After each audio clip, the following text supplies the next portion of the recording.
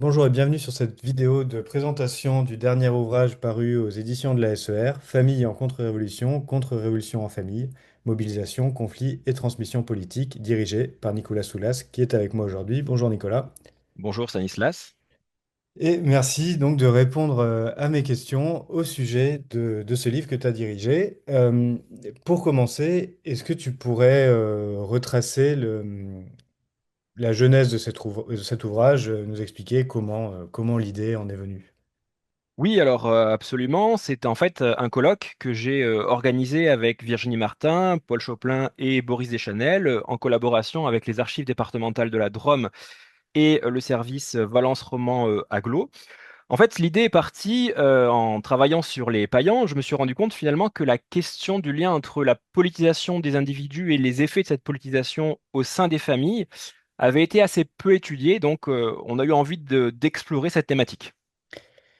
Et c'était un choix volontaire d'associer révolution et contre-révolution. Alors au départ, effectivement, on avait plus travaillé sur la révolution et puis finalement, on a voulu élargir à la contre-révolution et on a bien fait parce que on s'est bien rendu compte que la contre-révolution, l'idéologie contre-révolutionnaire, le choix de s'engager dans la contre-révolution avait aussi des conséquences dans les familles, que c'était pas évident que les aristocrates, par exemple, adhèrent forcément à la contre-révolution. D'accord. Et justement, quand on pense à la révolution, je pense que spontanément, on a un petit peu l'idée que ce serait un moment de rupture générationnelle avec, d'un côté, on imaginerait des jeunes spontanément du côté du progrès, enfin, si tant est qu'on puisse précisément le définir, le progrès, et de l'autre, des parents qui auraient été plutôt attachés à un ordre ancien, plutôt rétifs à se projeter vers l'inconnu euh, de la révolution. Est-ce que les contributions dans cet ouvrage ont plutôt tendance à confirmer cette image ou pas? Alors, c'est effectivement une très bonne question et la réponse varie vraiment selon les familles. C'est vraiment l'importance, je pense, de cet ouvrage, c'est de montrer que finalement, chaque famille connaît sa propre trajectoire pendant la Révolution. Alors, on a quelques exemples. Par exemple, dans l'ouvrage, avec la question de l'émigration, des femmes, des couples qui sont confrontés à cette émigration. Mais d'un point de vue de la génération, Philippe Bourdin, par exemple, s'intéresse à partir de quelques familles nobiliaires, de quelques familles nobles. Il montre finalement qu'il n'y a pas forcément de rupture. Entre le père et les enfants, par exemple. On va trouver, par exemple, des familles engagés dans la Révolution. C'est le cas des Châteauneuf-Randon qui vont être de sincères montagnards, alors que d'autres vont plutôt adhérer à la contre-révolution. Et au sein de familles, il va y avoir donc des parents qui vont soutenir un camp, pour le dire facilement, ou un autre, quand les mêmes individus ne vont connaître une certaine évolution. Par exemple, Maria Sophia Mormil, qui travaille sur la famille d'Orléans, les frères du duc d'Orléans, enfin les enfants du duc d'Orléans, futur Louis-Philippe, montre clairement qu'au début de la Révolution, ensemble, le père, Philippe Égalité, et ses enfants vont servir à la Révolution jusqu'en 1792, avant de basculer dans la contre-révolution et de se réconcilier avec la branche aînée des Bourbons. Alors justement, ça me fait venir une question, la possibilité de la réconciliation. Euh, Est-ce que dans certains articles, on peut voir des familles qui sont traversées par par des fractures idéologiques, avec, je sais pas, un frère patriote ou montagnard, l'autre qui serait d'un autre côté, un père monarchiste, ses enfants qui le seraient pas, qui ne le seraient pas. Euh, Est-ce qu'il arrive que l'appartenance familiale résiste aux ruptures idéologiques? Est-ce qu'on a des exemples dans cet ouvrage qui attestent de cas de cette espèce? Alors effectivement, c'était une des grandes questions de cet ouvrage. En fait, deux questions exactement. La première était, est-ce que la révolution est une affaire de famille? Est-ce que c'est quelque chose qui se fait en famille ou plutôt de manière individuelle? Et quels sont justement les effets de ces engagements politiques dans les familles, dans les fratries, dans les relations père-enfant, etc.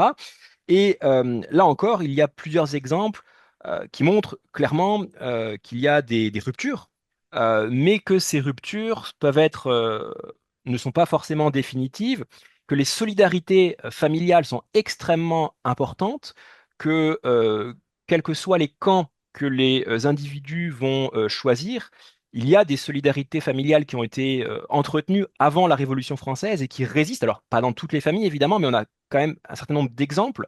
Je pense à la famille Payan, par exemple, mais Bertrand de La Haye, qui travaille sur des fratries de prêtres en Anjou, montre deux choses intéressantes. D'abord, il montre qu'il existe des fratries entières qui vont prêter le même serment, mais il montre également qu'au sein de ces fratries, si jamais il y a un réfractaire, eh bien, les curés jureurs vont quand même le protéger ce frère, cette brebis galeuse, entre guillemets, et donc les solidarités familiales ne sont pas forcément rompues par la Révolution. On peut le voir également avec les questions de l'immigration. Les femmes séparées de leur mari vont soutenir ou pas, selon les cas de figure, avant la Révolution, en réalité, leur époux. Et on a des cas de figure d'une femme émigrée, par exemple, qui ne soutiendrait pas les idées qui étaient celles de son mari parti en émigration. Alors, dans la contribution de Solène Mabo et de Maria Goupil-Travers, il y a effectivement des exemples de femmes qui ne vont pas soutenir leur époux, qui vont au contraire profiter du départ en émigration de leur époux pour, disons, connaître une certaine autonomie.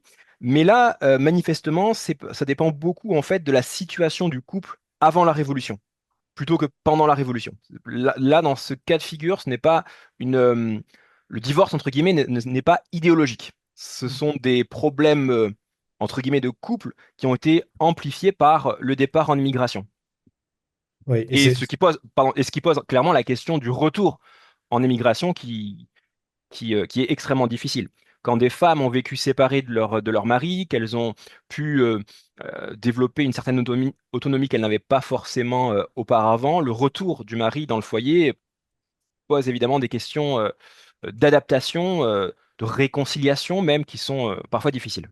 oui, d'autant plus que lorsque le mari revient d'émigration, bien souvent ses propres biens ont été saisis et il ne peut pas tous les récupérer. Et j'imagine que la femme qui, elle, a pu conserver des biens, doit se retrouver à composer avec un retour qui était peut-être pas forcément toujours désiré, je suppose. Tout à fait, oui.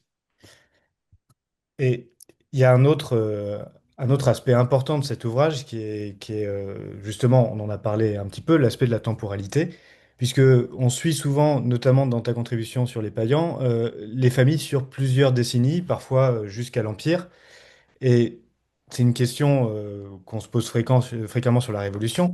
Comment est-ce que la Révolution continue de peser sur les trajectoires familiales dans la mémoire, dans la transmission euh, d'une histoire après la Révolution?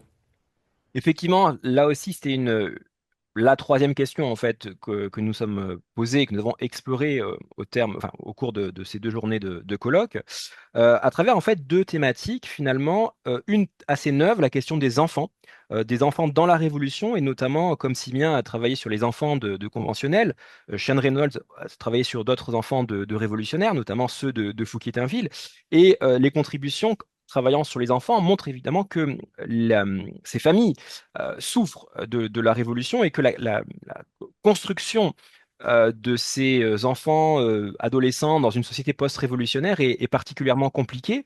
Et se posent également les questions mémorielles, abordées notamment par Paul Chopelin et Bruno Dumont, à partir de familles de notables qui ont en commun d'avoir des ancêtres qui ont été fusillés ou condamnés à mort après l'adhésion de Lyonnais à la crise fédéraliste, montre que l'héritage mémoriel légué par la Révolution est particulièrement difficile et qu'il structure certaines identités nobles et notamment une sorte d'entre-soi, de sentiment d'appartenance, hein, dans le cas de ces élites lyonnaises qui vont justement utiliser ce passé tragique, cette souffrance commune pour renforcer leur lien et le sentiment d'appartenance à une certaine élite de victimes.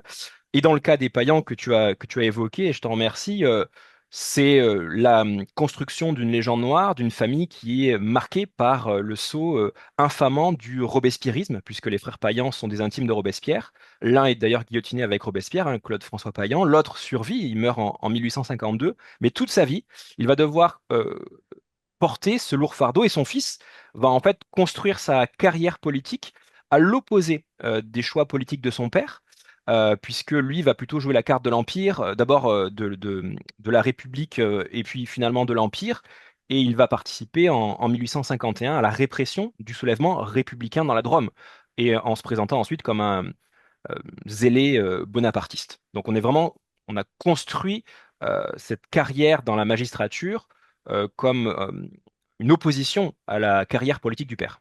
Ouais, en réaction consciente à la Tout à fait. trajectoire. Ouais. Oui, donc finalement, c'est vrai qu'on se rend compte que pour beaucoup de familles, la Révolution devient un petit peu le creuset de la mémoire. Et je me rappelle l'ouvrage de Sergio Luzzatto sur les mémoires, justement, rédigé par Oui, des enfants de conventionnels qui avaient commencé à défricher ces pistes il y a quelques années déjà. absolument. Et il avait montré notamment que l'engagement idéologique des enfants n'était pas forcément lié à celui du père. C'est pas parce qu'on est Oui. montagnard que son fils sera montagnard. C'est vrai. Ouais. Oui, je voulais pour terminer cette discussion qu'on se penche brièvement, puisque le colloque a été organisé en collaboration avec les archives départementales de la Drôme, qu'on se penche un instant donc sur cette partie 4 dans l'ouvrage qui concerne la Drôme justement et les familles drômoises en Révolution. Est-ce que c'était uniquement parce que vous étiez dans la Drôme, parce que vous étiez en partenariat avec les archives drômoises, ou est-ce qu'il y a vraiment une spécificité drômoise qui aurait été identifiée au cours de cette rencontre?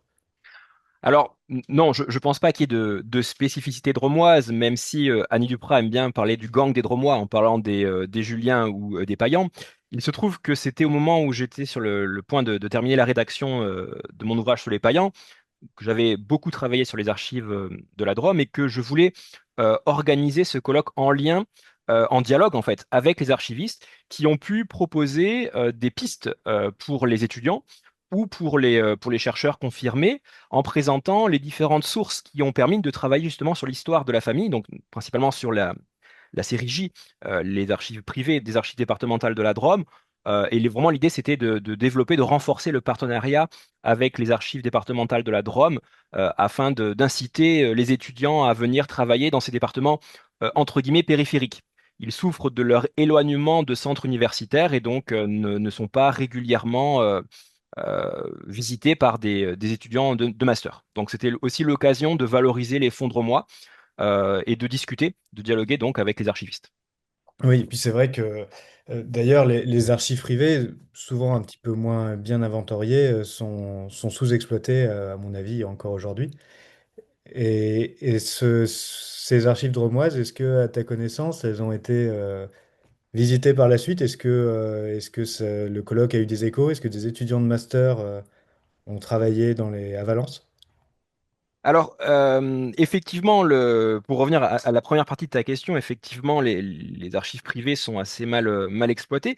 En tout cas, pour la partie révolutionnaire, j'entends, parce que la rencontre entre les groupes de recherche sur l'histoire intime et sur les écrits du fort privé, qui ont permis de faire avancer pas mal de connaissances en histoire moderne ou en histoire contemporaine, cette rencontre n'a pas eu lieu, ou en tout cas avec pas mal de retard pour l'histoire de la Révolution française. Et donc, c'était aussi l'un des enjeux du colloque, hein, vraiment de croiser histoire de l'intime, histoire sociale, histoire politique, histoire de la famille. Pour ta deuxième partie de la réponse, je t'avoue que je ne sais pas trop. J'espère qu'il y a eu des travaux. Je sais qu'à Lyon, les collègues vont envoyer des masterants, mais après, je ne pourrais pas m'avancer trop. Je suis pas certain que ce soit colonisé par tous les étudiants de France et de Navarre, mais bon, on peut Ouais, toujours espérer. espérons que ça le sera par la suite. Et donc on en a fini avec cet entretien. Nicolas, je te remercie d'avoir pris le temps de me répondre. Merci à toi. Et pour les personnes qui s'intéresseront à cet ouvrage, vous pourrez le retrouver sur notre boutique en ligne. Je vous mets un lien vers cette boutique dans la description de la vidéo. Au revoir. Au revoir.